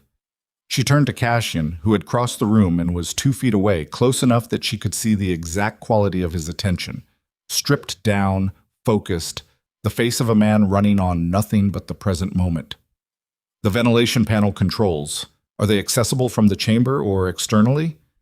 "External, basement level." Cassian turned to his nearest soldier. "Gianni, Alt has the basement covered," Valentina said. She turned, scanning. The room was moving as she had instructed, families pulling toward the center, away from the walls. But the movement was slow, impeded by the bodies and furniture and the armed defensive postures of men who didn't want to move toward each other. Then Alt's voice came over the building's PA system, and the situation became something else entirely. His voice was calm. It was the voice he had used with her on the phone, precise, unhurried, the voice of a man whose plan has not concluded but has entered its final phase. It came from every speaker in the chamber, filling the space evenly, inescapable. "Ladies and gentlemen, I want you to understand that what is happening tonight is not personal. It is architectural. The Dominion Syndicate has been operating on a structural flaw for 20 years. A flaw built into it by a woman who made herself indispensable through dependency rather than authority, and a man who confused the crown for the kingdom. A pause that had been timed. That structure ends tonight. What replaces it will be cleaner, less sentimental. The families who survive this evening will find the terms of the new arrangement waiting for them. The room exploded. Not physically, not yet, but vocally. The accumulated rage and fear and confusion of 30 families detonating simultaneously. Voices in a dozen languages, weapons being raised, men moving toward each other with the specific, purposeful urgency of people who have decided that action is better than waiting, regardless of target.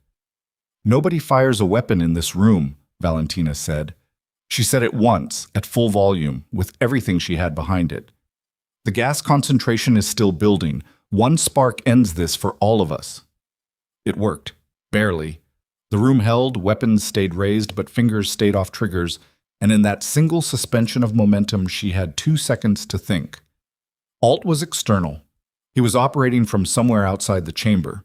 The PA system could be accessed from the building's management suite on the 3rd floor, which meant he had left the chamber at some point in the last 20 minutes while Cassian was supposed to be watching him, which meant Cassian's containment had failed, which meant she was operating without the piece she had thought she had secured. She turned to Cassian. His face told her before he spoke. "He went to the men's room 15 minutes ago. I sent Dario to follow him. Dario hasn't come back." "Dario is down." She said it as fact because there was no version of events in which Alt had gone to the 3rd floor management suite with a tail, and the tail was still functional. "Alt is on 3. The gas feed controls are in the basement." She looked at Lev. "Can you reach the basement without going through Alt's covered routes?" Lev was already pulling the building schematic she had given him 20 minutes ago. A photographed copy of the dossier pages, captured on his phone when she wasn't watching him do it, which told her something about him that she filed in the part of her brain reserved for people worth knowing. "Kitchen service tunnel," he said. "It bypasses the main basement corridor. Comes up behind the mechanical room." "Go. You're looking for a gray retrofitted panel, secondary HVAC access, probably disguised as a standard junction box. It will be newer than the surrounding hardware." She held his eyes. "Close every valve you find." He went. She turned back to the chamber. Ferrante had not moved from the council table. His massive frame was still, and he was watching her with something in his face that was the closest thing to contrition she had ever seen on a man of his type. Not soft, not performed, but real. The rough-edged acknowledgement of someone who has understood the cost of insufficient questions. "Aldo?" She stood in front of him. The room churned around them. "I need the credentialing override, the master code that resets the guest access system." He looked at her. "If I give you that, every security protocol in the building resets. We lose the locked exits. We lose the locked exits and gain full access to the maintenance override network, which is the only thing that gets into the HVAC control system faster than AALT can lock it down from the management suite." She held his gaze. The chemical smell was stronger. "The exits aren't protecting us anymore. They're containing us. Give me the code." Ferrante reached inside his jacket and produced a small card. Physical, not digital, the kind of redundancy that old operators built into their systems because they had survived long enough to know that digital could be intercepted and physical could only be taken. He held it out. She took it. The system override panel was built into the council table itself, a holdover from the Palazzo's original security design, hidden beneath a section of inlay that looked decorative and functioned as an access hatch. She had noticed it when she first spread the dossier across the table. She hadn't known what it was then. She knew now. She pried it open. The panel underneath was old, analog, the kind of hardware that had been installed when the building was first configured as a Syndicate meeting location 22 years ago. A row of toggle switches and a keypad. She entered Ferrante's code. The system accepted it. The building's maintenance network opened up on a small screen embedded in the panel. A grid of systems, access points, the retrofitted HVAC secondary feed displayed in a different color from the building's original systems, Alt's modification visible exactly as she had described it to Lev, newer, cleaner, wrong. She began working the panel. The room around her was holding, barely, The gas smell a constant pressure on everyone's decision-making. The raised weapons a constellation of potential catastrophe that required every person in the room to maintain a level of discipline that fear was actively eroding. Then the PA activated again. "I see you found the table panel." Alt's voice, still calm but with something under it now. Not panic, but the first hint of recalibration, a man adjusting his model to account for new information. "That's impressive, Valentina. I genuinely mean that. But I should tell you, the HVAC secondary feed has a hardware interlock that the software panel can't override. It has to be physically disengaged at the valve itself." A pause. "Which is in the basement, which my people currently occupy." Another pause, longer. "I'm sorry." Valentina stared at the panel. The software showed the valve. The software could identify it, locate it, display its current state. It could not close it. Lev was in the kitchen service tunnel. He was heading for the mechanical room, but Alt's people were in the basement, and the mechanical room was in the basement, and Lev was one person with a bypass kit and whatever he was carrying under his jacket. She looked up from the panel, looked at the room, the families, the weapons, the chemical smell building in the warm air of a chamber that had been built for celebration. Looked at Cassian, who was watching her with the full, undivided attention of a man who had run out of everything except the present moment. Looked at Ileana, compact and ready. At the Quispa brother near the council table, who had been watching her work the panel with an expression of focused, calculating attention. Looked at Ferrante, still at the table. "Your son is in the building tonight," she said. It wasn't a question. She had seen Tomas Ferrante's name on the guest list. Junior attendee, no formal role, present as his father's son. Ferrante's face moved. "Yes." "Where is he?" "He was at the east entrance when the lockdown started. I told him to stay." "Get him. I need someone in the basement who Alt's people won't immediately register as a threat." She looked at Ferrante directly. The weight of Porto was in the space between them. Everything she had buried, everything Alt had used, the entire architecture of the debt, and the silence and the 20 years of complicated loyalty. "He goes in with Lev. They close the valve." She held his gaze. "You gave Alt the access. You give me this." Ferrante's chest rose and fell once. His hand moved to his phone. She turned back to the panel and pulled up the building's communications map, looking for a frequency she could reach Lev on, and that was when the chamber's main doors, the north entrance, the one she had come through, burst open with enough force to send them flat against the walls. Marco came through first. He was moving fast and wrong. Not the controlled urgency of someone executing a plan, but the desperate off-balance movement of someone being pushed. Behind him, two men she didn't recognize, and between them and the door, with his hand wrapped in Marco's collar, and the specific positioning of someone who has used a person as a shield before and found it effective. Carver. Not in custody, not secured, walking free, with her soldiers, the three she had left with him, conspicuously absent. Valentina stood up from the panel. The room went so quiet that the hiss of the HVAC feed was suddenly audible. A thin, persistent whisper from the ventilation panels. The sound of the problem becoming physical. "I told you he had a choice," Carver said. Not to the room, to her. He made it. Marco's face was a map of damage. Not from violence, but from something internal. The expression of a man who has made every wrong decision available to him and has run out of roads and is now standing in the fact of it. His eyes found hers across the chamber, and what was in them was not a plea. It was something past a plea. The thing that comes after you have stopped asking to be understood and started simply needing to be seen. "Valentina," he said. His voice was broken in a way that had nothing to do with his throat.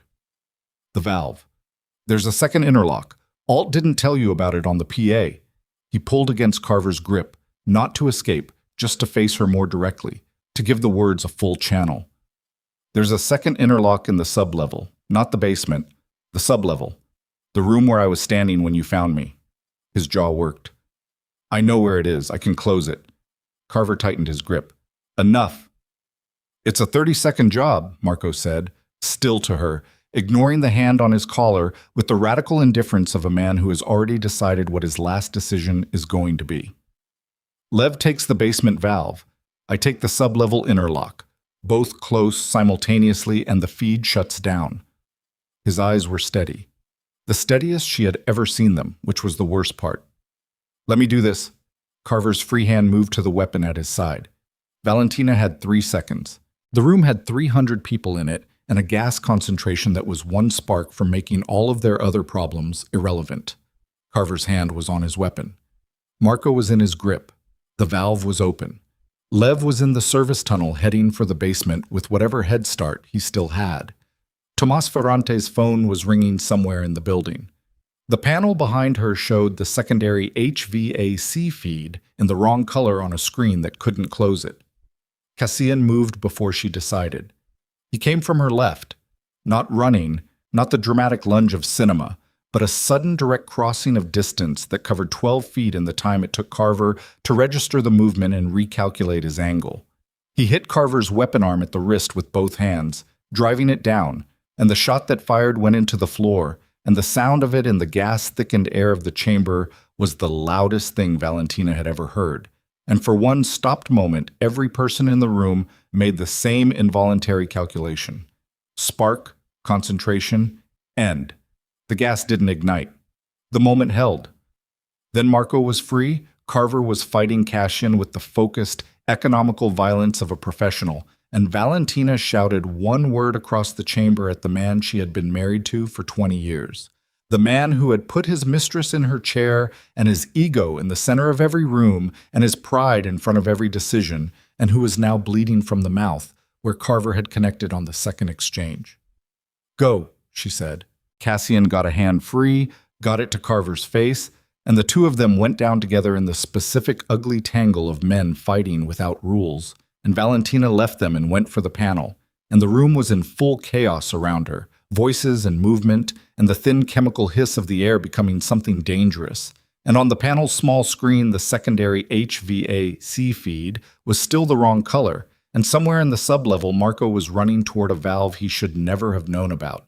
And in the basement service tunnel, Lev was 30 seconds from either solving the problem or finding Alt's people first, and the Palazzo Nera held 300 lives in its poisoning air, like a question that was about to become its own answer. The panel screen still showed the wrong color.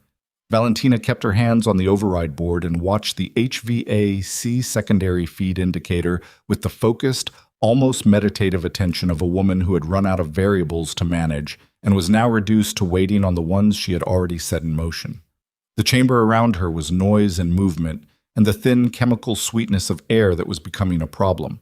Not yet a crisis, not yet the concentration that would make the room a single large mechanism for ending 300 lives, but close enough that she could taste it at the back of her throat, a faint alkaline trace that her body recognized before her mind fully processed it. Cassian and Carver were on the floor 6 meters away. She didn't watch. She listened, heard the specific sounds of two men fighting without rules or theater, the grunt of impact, the scrape of shoes on marble, the wet sound of cartilage taking damage. She heard Cassian losing ground, and then finding it. Heard the shift in the rhythm that meant someone had gotten a grip that the other person was working to break. She kept her hands on the panel and her eyes on the screen. The indicator changed, not from wrong to right, not yet, but it flickered. A brief interruption in the feed data, the system registering a mechanical disturbance in the pipe network that fed the secondary HVAC modification. Someone had touched the valve. Either Lev in the basement or Tomas Ferrante if he had gotten there first, or Alt's people engaging with whoever had reached the valve, which was a version of events she refused to give full attention to because attention was a resource and she had none to spare on outcomes she couldn't control. The indicator flickered again, steadied, then held. Then, in the sub-level readout, a separate line on the panel, the interlock Marco had identified. The status shifted from active to closed. The secondary feed pressure dropped on the screen. Not instantly. The gas already in the ventilation panels would continue dispersing for another 90 seconds regardless. But the source was cut, and in 90 seconds the concentration would stop building, and in the 3 minutes after that the existing dispersal would thin below threshold. Valentina let out a breath she had been holding since the PA activated.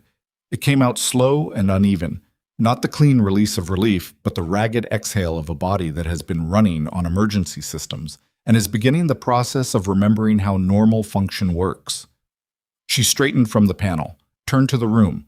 Cassian was on his knees. Carver was down, not unconscious, but the specific stillness of a man who has had enough of the present arrangement and is reassessing. Cassian's lip was split, blood tracking down his chin in a line that he hadn't wiped away, either because he hadn't noticed or because he had decided it didn't matter. He looked up at her from the floor with the expression of a man who has just done the most honest thing he has done in years and is not entirely sure how he feels about it.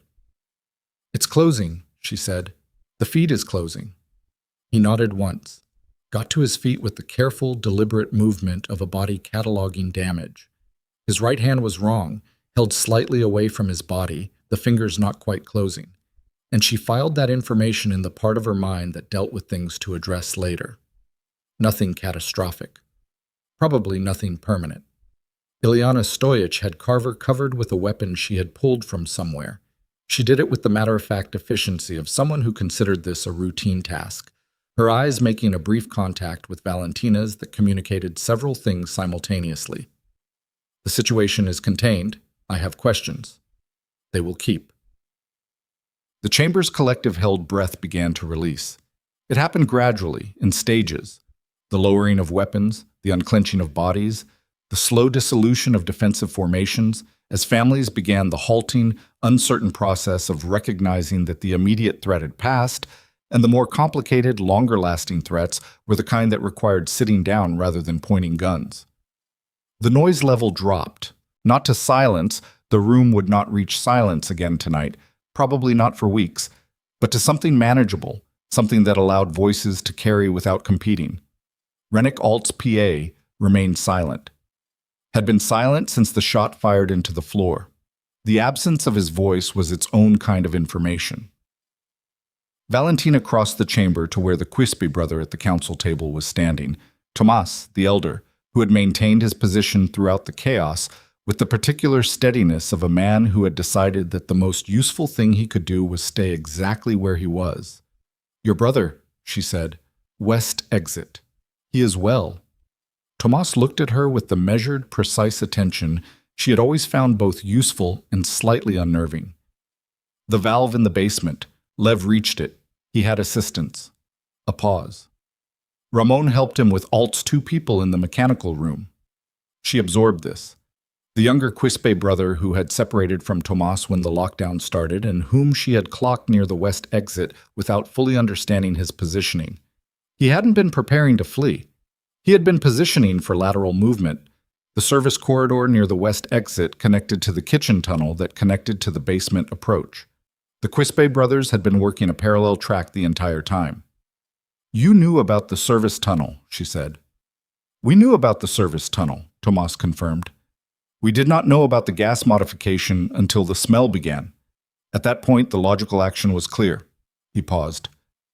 "We did not tell you because there was not time and because you were already moving." Valentina looked at him for a moment.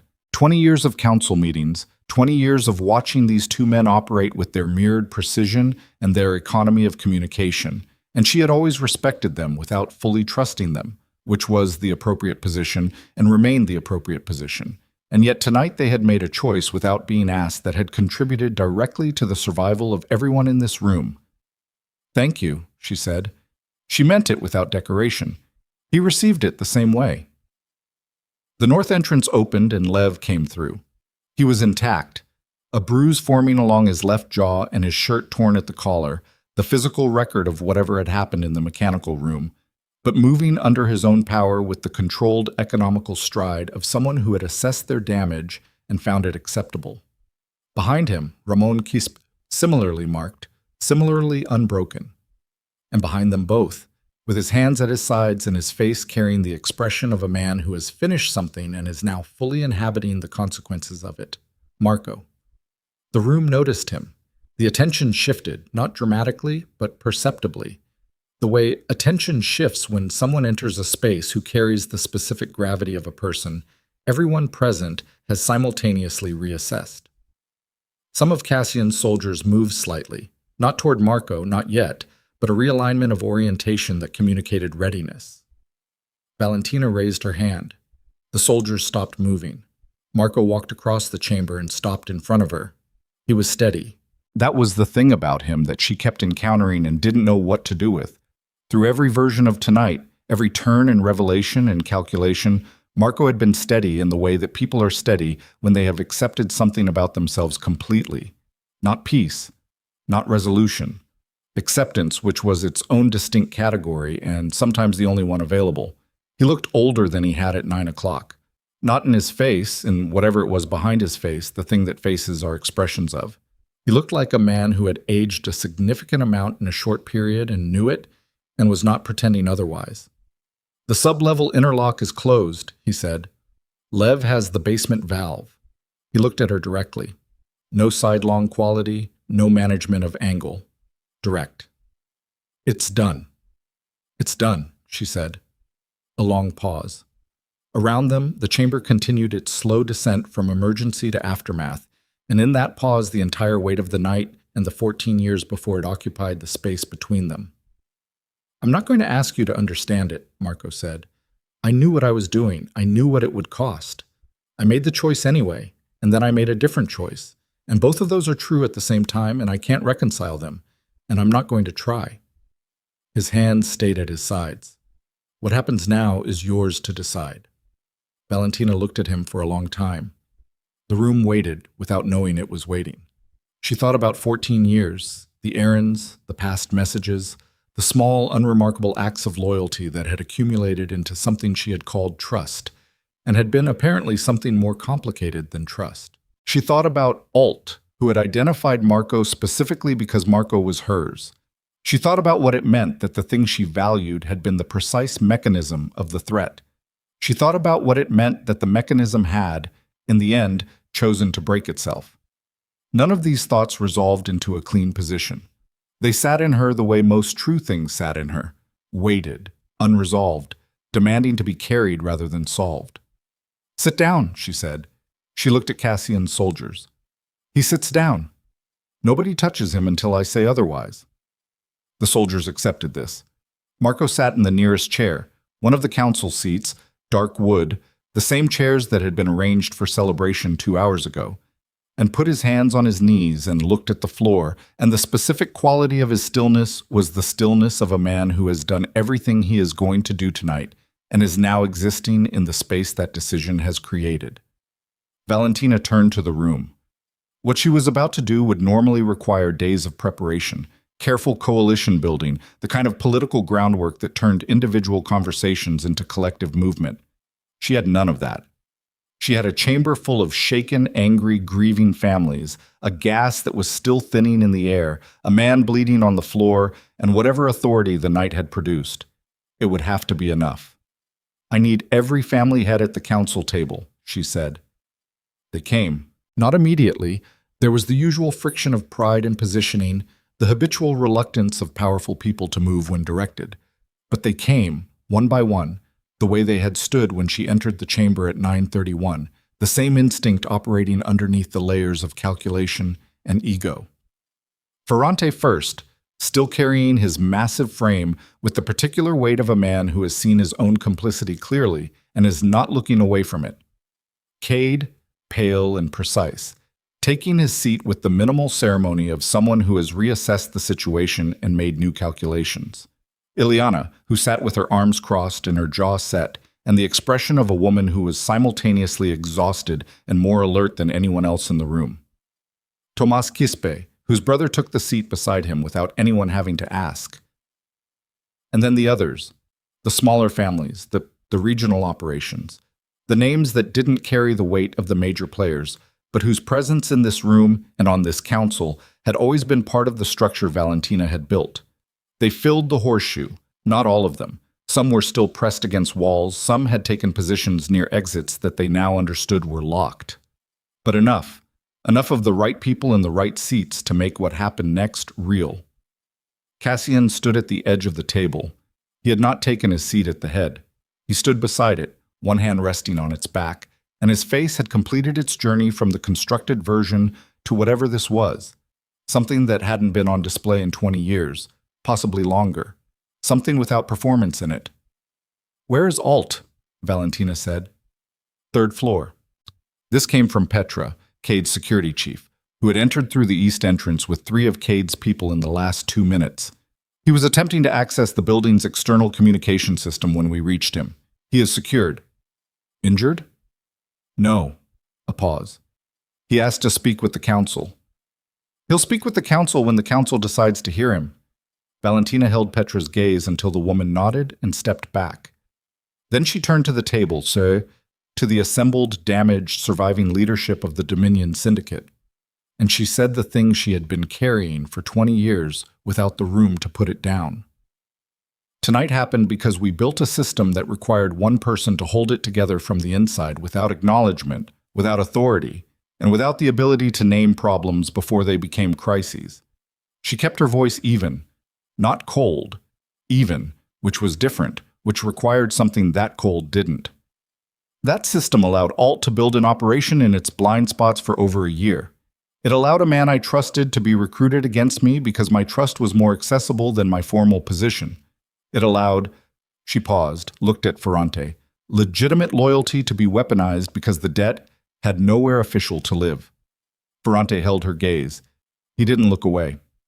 "I'm not describing this to assign blame," she continued. "I'm describing it because the structure is the problem. And if we leave here tonight with the same structure, we are agreeing that the next Alt will have better luck. We are agreeing that the next 20 years will end the same way this one almost ended, except that next time there won't be a convenient convergence of last-minute choices." She looked around the table. Each face, each history, each specific weight of debt and alliance and shared survival. The Syndicate cannot have a single point of failure. It cannot have a chair that means what that chair means. It cannot have a head without a body. The silence was different from every previous silence. This one was the silence of people doing the specific kind of thinking that makes them uncomfortable, the kind that requires admitting that something they have maintained and benefited from is wrong. Cade was the first to speak, which surprised her less than it would have 2 hours ago. "You're describing a restructured council." "I'm describing a functioning one." "That's not the same as tonight's arrangement."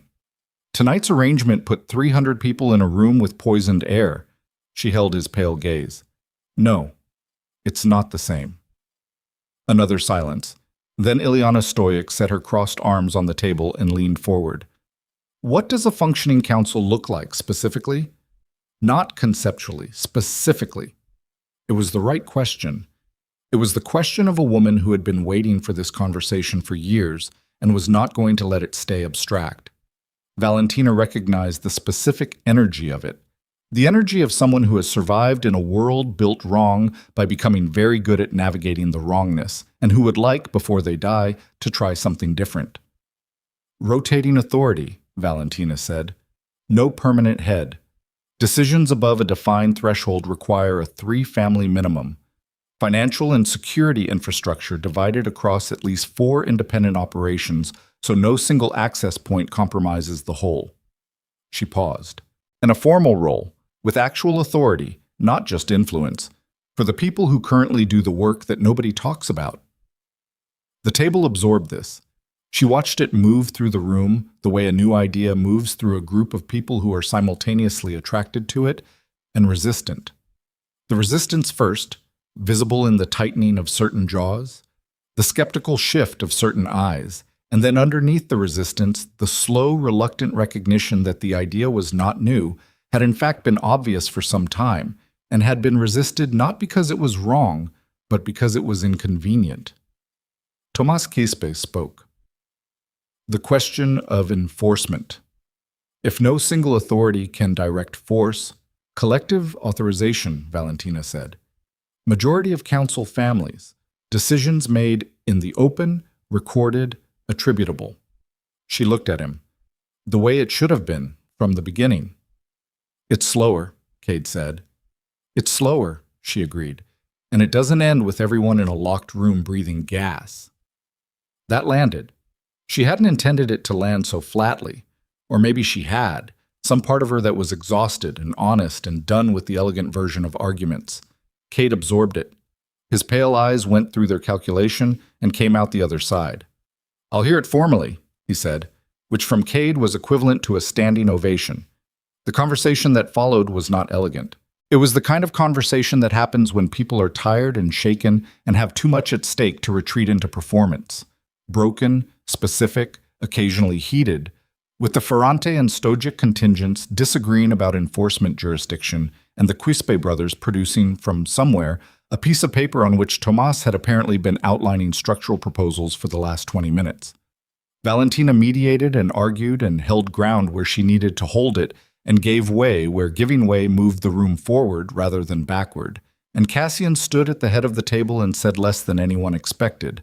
And what he said, when he said it, carried a weight that it hadn't carried 3 hours ago.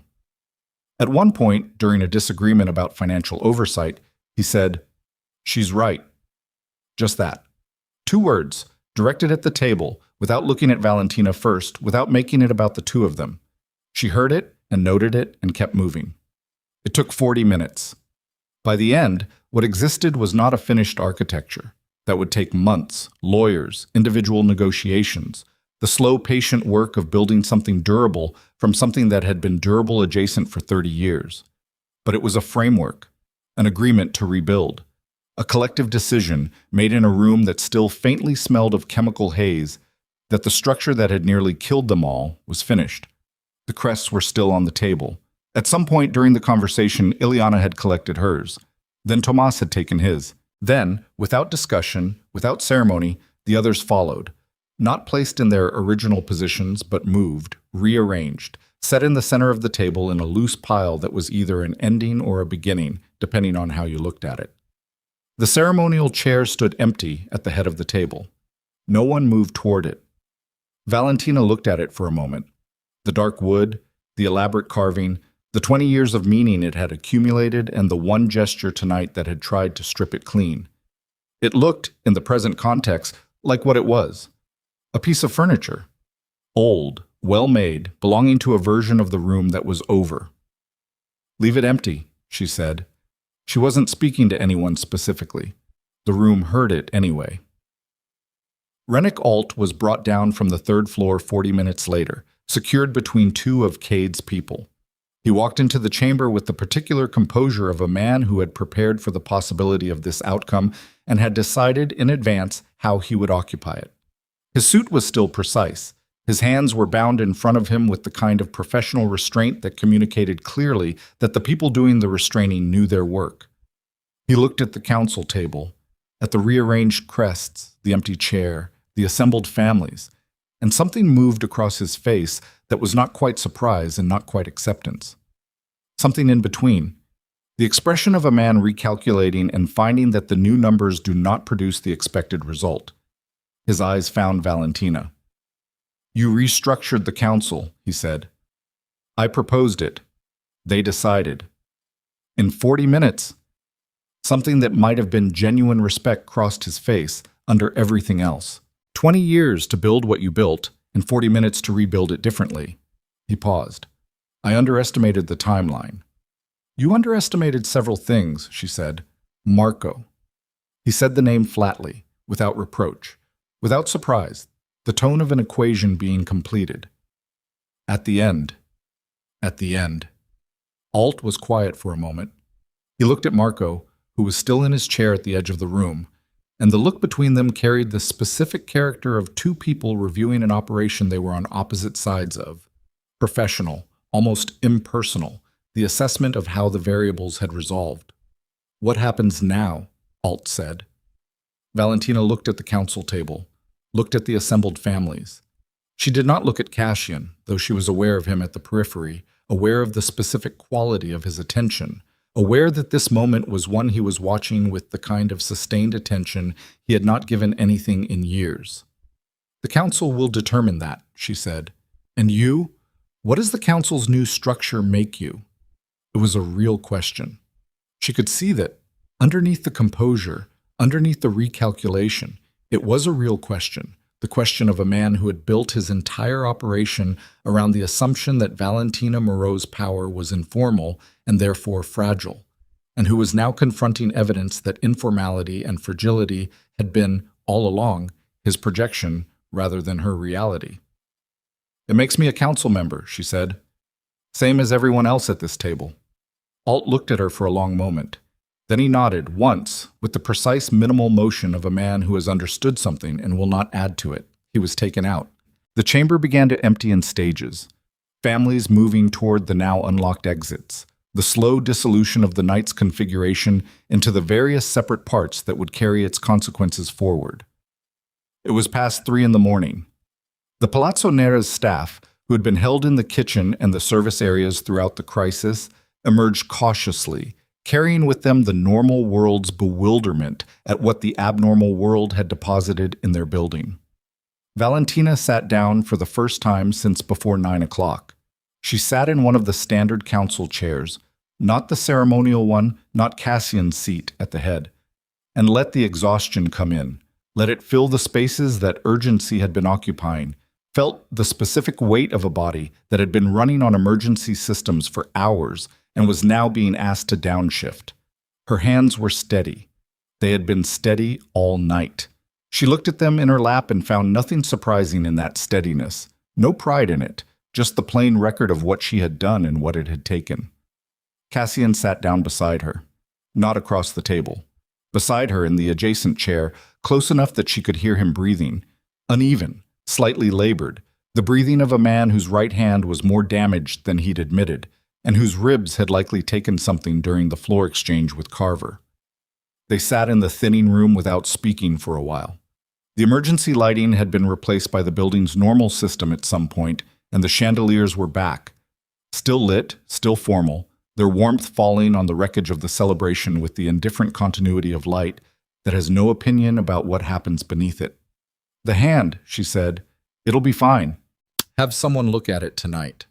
A pause. "Yes." She looked at the empty ceremonial chair. He followed her gaze to it. "I was going to do it regardless," he said. "Tonight, the chair. I had decided months ago." His voice had no construction in it.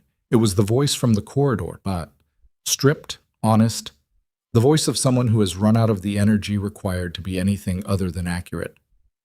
"I told myself it was about the future, about Celeste, what she represented, moving the Syndicate into something new." He paused. "That wasn't it." "I know what it was," she said. "I know you know." He was quiet for a moment. "I was afraid of you, not of losing you, afraid of you specifically, of what you had built that I couldn't see, couldn't control. Afraid of what it said about me, that the whole thing ran through you instead of through me." He looked at his damaged hand, at the swollen knuckles. "That's a small, ugly reason to try to erase someone." "Yes," she said, "it is."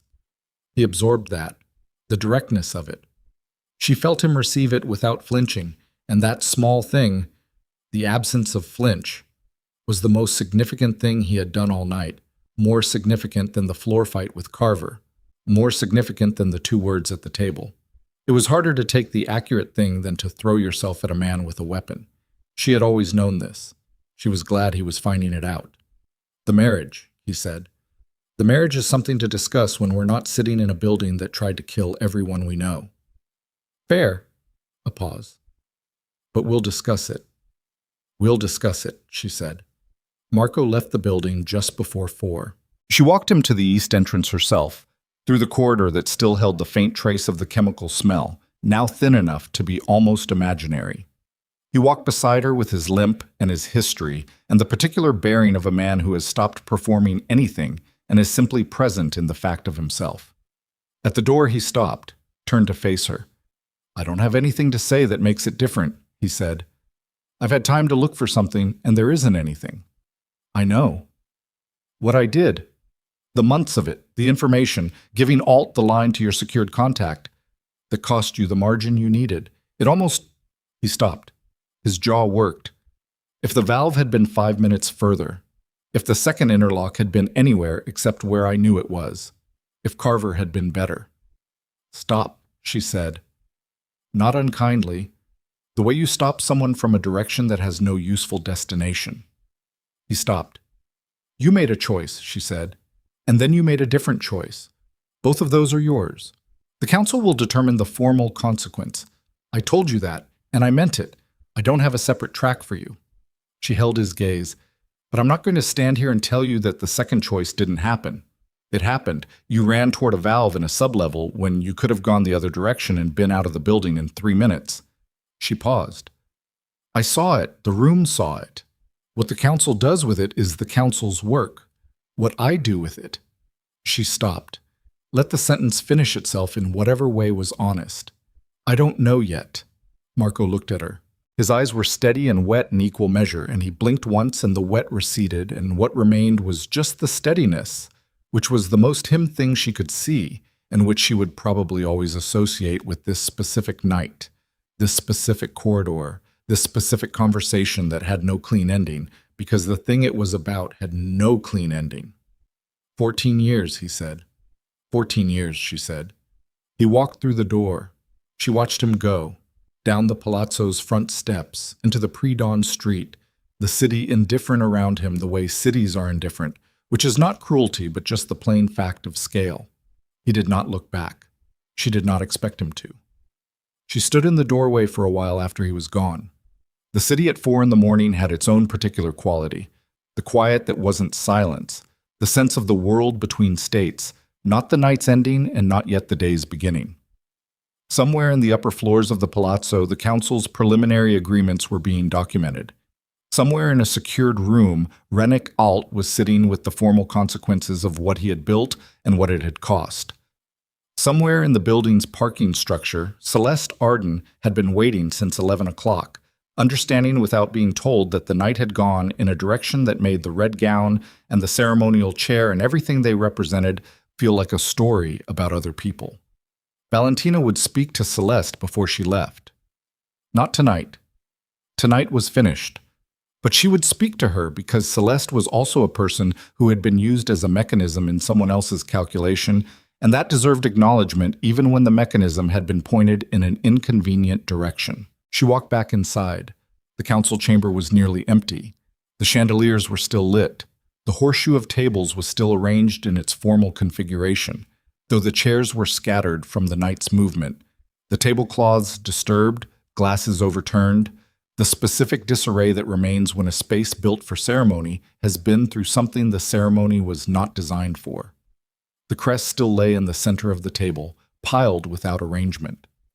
And in the empty ceremonial chair, left empty by common consent, left empty not as a statement but as the plain, undecorated fact of a thing that had been retired, a single item, Cassian's cufflink. Small, gold, a gift from the Ferrante family from 10 years ago. He had set it there, she realized, at some point during the council conversation, set it there without ceremony or announcement, the way you set down something you have been carrying for a long time, when you finally acknowledge that carrying it was the habit of a person you are no longer being. Valentina stood at the edge of the table and looked at it. Then she picked up the crests from the center of the table. All of them. The bronze emblems of every family that had laid them down at 9:43 in the evening when Cassian put Celeste in the chair.